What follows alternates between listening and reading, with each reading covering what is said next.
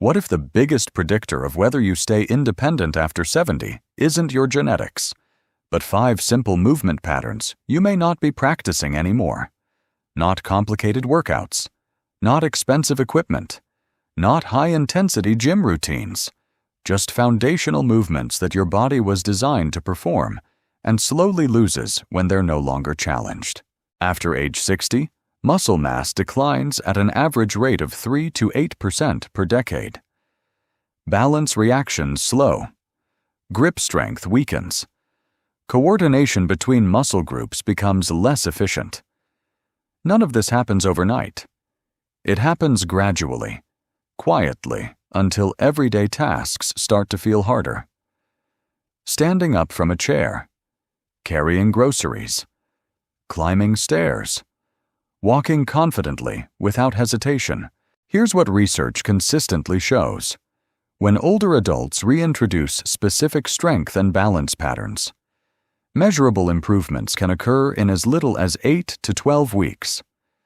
Studies from major institutions, including Harvard Medical School and other leading research centers, describe resistance and balance training as among the most powerful non-drug tools for preserving muscle function, bone density, and mobility with age.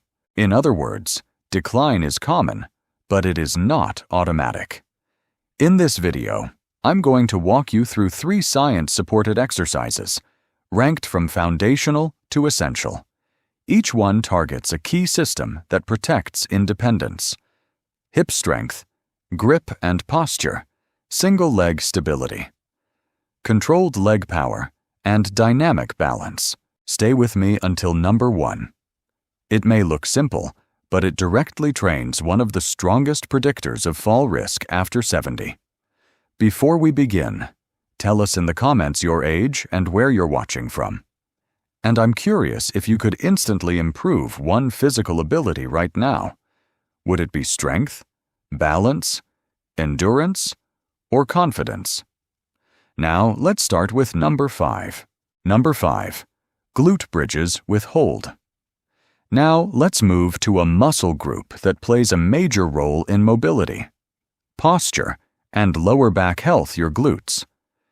Glute bridges with a hold might look simple, but they directly target the largest muscle group in your body, which tends to weaken significantly with age and prolonged sitting. After 60, many adults experience reduced glute activation. This contributes to slower walking speed, difficulty rising from chairs, reduced hip stability, and increased strain on the lower back and knees. Weak gluteal muscles are also associated with impaired balance and higher fall risk. Here's something that often gets overlooked. Strong glutes are not just about climbing stairs. They stabilize your pelvis when you walk, help you stand upright without excessive spinal strain, and play a key role in generating power during everyday movements. When glute strength declines, other muscles compensate. Over time, that compensation can contribute to discomfort or joint stress. The glute bridge with an isometric hold emphasizes both strength and muscular endurance. Research shows that combining dynamic movement with brief isometric holds can increase muscle fiber recruitment and improve neuromuscular control. Holding the top position increases time under tension, which stimulates muscle protein synthesis and reinforces hip extension mechanics. Here's exactly how to perform them. Lie on your back with your knees bent and feet flat on the floor, about hip width apart. Position your heels roughly under your knees. Rest your arms by your sides with your palms facing down. Press through your heels and gently squeeze your glutes as you lift your hips toward the ceiling. Take about 1 to 2 seconds to lift. At the top, your body should form a straight line from shoulders to knees. Avoid arching your lower back. Instead, think about tucking your pelvis slightly and tightening your glutes. Hold that top position for 5 to 8 seconds while breathing steadily. Then lower your hips back down slowly, over about 3 to 4 seconds. That controlled descent helps reinforce strength through the full range of motion. During the hold phase, your glute muscles are contracting without movement. This is called an isometric contraction. Studies in older adults show that isometric training can significantly improve strength and joint stability when performed consistently over several weeks. Start with 8 to 12 repetitions. Rest for about 45 to 60 seconds, then complete 2 additional sets. If this feels too easy after a few weeks, you can increase the hold time to 10 seconds or perform the movement one leg at a time, which increases the challenge and engages hip stabilizers more deeply. Keep your neck relaxed and your shoulders grounded throughout. Avoid pushing through your toes. Focus on driving through your heels to maximize glute engagement. Breathe normally. Never hold your breath during the hold phase. Within several weeks of consistent practice, many people notice standing up from chairs feels easier. Walking may feel smoother and more supported. Lower back tension often decreases as the hips take on more of the workload they're designed to handle. Strengthening the glutes also improves pelvic stability, which contributes to better posture and more efficient movement patterns. Like other weight-bearing resistance exercises, glute bridges also provide mechanical loading to the hips, which can support bone health over time when combined with a comprehensive strength program. Number 4. Farmer's walk with pauses. Now let's move to a movement that trains something many people overlook after 60. Full body stability under load. The farmer's walk with pauses may look like a simple carrying exercise, but it challenges grip strength, core stability, posture, balance, and walking mechanics all at once. After 60, strength doesn't just decline in isolated muscles. We also lose coordination between muscle groups. Grip strength weakens. Posture becomes more flexed. Stride length shortens. Research consistently shows that reduced grip strength alone is associated with higher rates of functional decline and mobility limitations in older adults. Here's what many people don't realize. Carrying weight while walking is one of the most practical strength skills for daily life. Think about carrying groceries, moving luggage, lifting bags of soil, or even holding a grandchild. These are loaded gait activities. When we stop challenging this ability, it gradually diminishes. The farmer's walk trains what researchers call integrated strength. Multiple muscle groups must activate together to stabilize the spine, control the hips, and maintain upright posture while moving. Adding brief pauses during the walk increases time under tension and forces the body to stabilize without momentum. That pause strengthens balance control and reinforces proper alignment. Here's exactly how to perform it. Hold a pair of dumbbells at your sides. If dumbbells are not available, sturdy grocery bags with evenly distributed weight can work. Stand tall with your feet hip-width apart. Roll your shoulders gently, back and down. Engage your abdominal muscles as if preparing for a light cough. Begin walking forward at a slow, controlled pace. After about 5 to 8 steps, stop and hold your position for 5 seconds. During that pause, stand tall. Avoid leaning to one side. Keep your chin level and your gaze forward.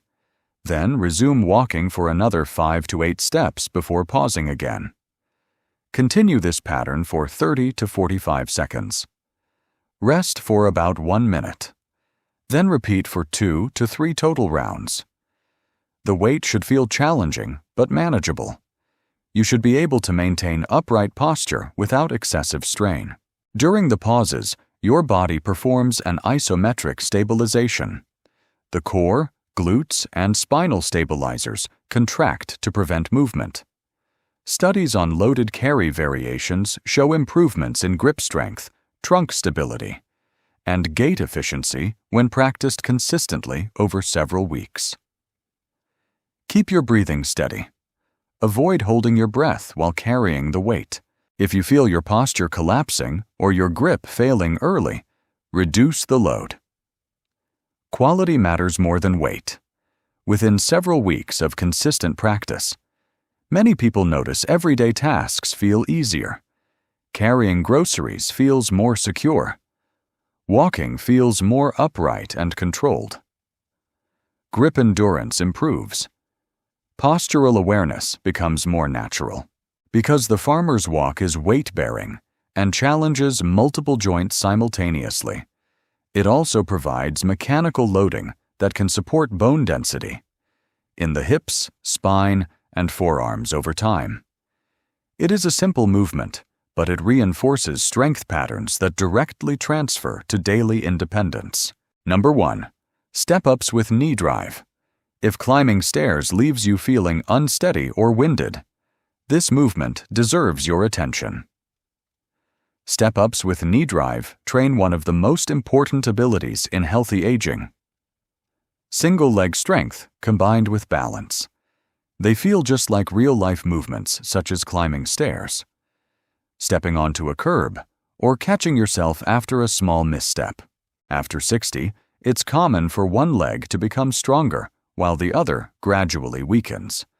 That imbalance increases fall risk and often lowers confidence in everyday movement. Step-ups help correct this by making each leg work independently, while you maintain upright posture and control. Here is how to perform them correctly. Stand in front of a sturdy step, low platform, or the bottom stair of a staircase. The height should be around mid-shin to knee level. Start lower if you need to. Place your entire right foot firmly on the step. Press through your heel and midfoot to lift your body upward.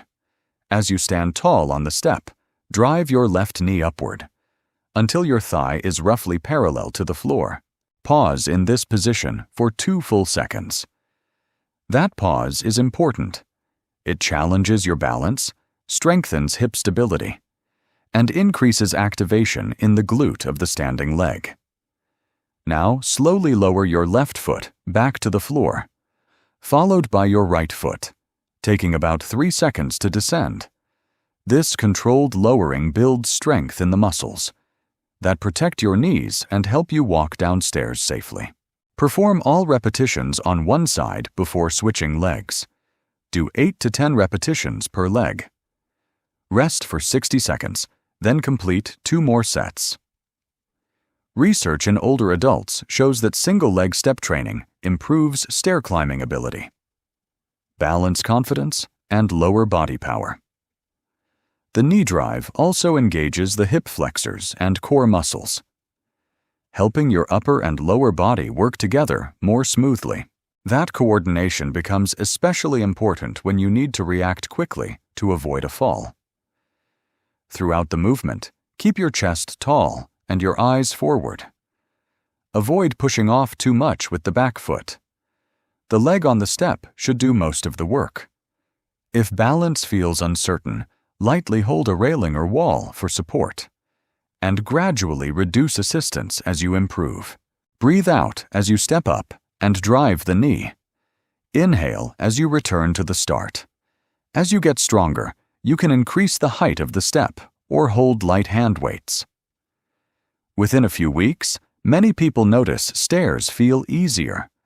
Standing on one foot feels steadier, and everyday movement feels more controlled. This exercise helps rebuild the kind of strength and balance that keeps you moving confidently. Aging does not automatically mean losing strength, balance, or independence. What actually accelerates aging is losing the movements that keep your muscles, nerves, and metabolism engaged. And the research is clear. Even after 60, even after 70, the body is still highly responsive when you give it the right signals. The movements you've just learned aren't about exercise for exercise's sake. You don't need to do everything at once. Start with 1 or 2 movements. Practice them consistently. 8 weeks is enough time to measure real change, not just in how you feel, but in how your body functions. If this video helped you, share it with someone who wants to stay strong, steady, and independent as they age. And let us know in the comments which movement you're going to start with and why.